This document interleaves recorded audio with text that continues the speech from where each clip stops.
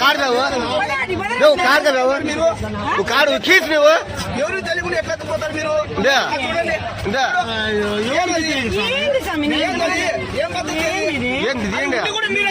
ఉండి కూడా మీరే తీసిండేది ఉండి కూడా తీసి మా నాన్నకి తీసినారు మీరు ఉండి కూడా మట్ట కుడిపించారు మీరు పోతు కోసు వినోద్ చెప్పినాడా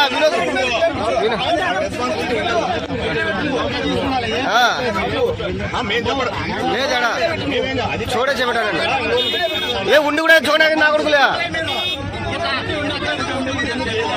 నా కొడుకులు ఇష్టాచారం నా కొడుకులు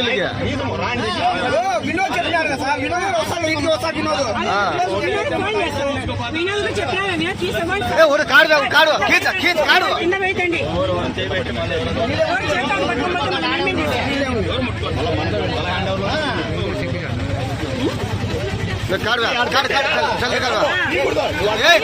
ఏం కాదు కాడు కాదు కాడు కాడు కాదు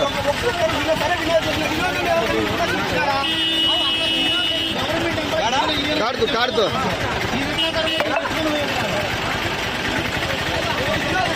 కాడుతూ కాడుతూ ఇది ఆడి గ్రామాల ఉండి కూడా చూడడానికి నావుడు లేదా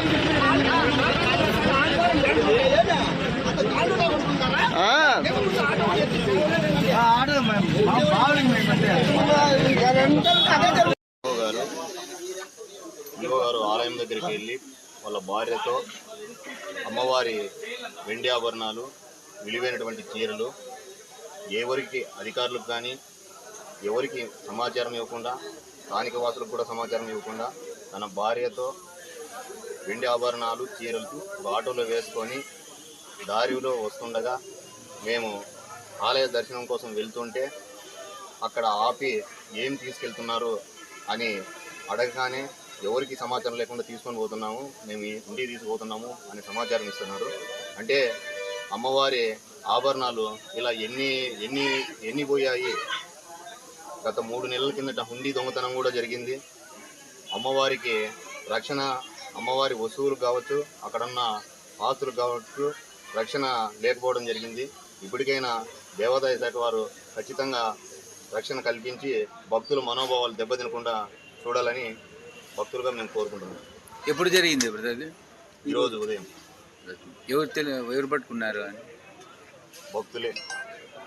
ఏమిట్లా తీసుకుపోతా అన్నారు? ఆటోలో. మీ పేరు? మా పేరు హరికృష్ణ.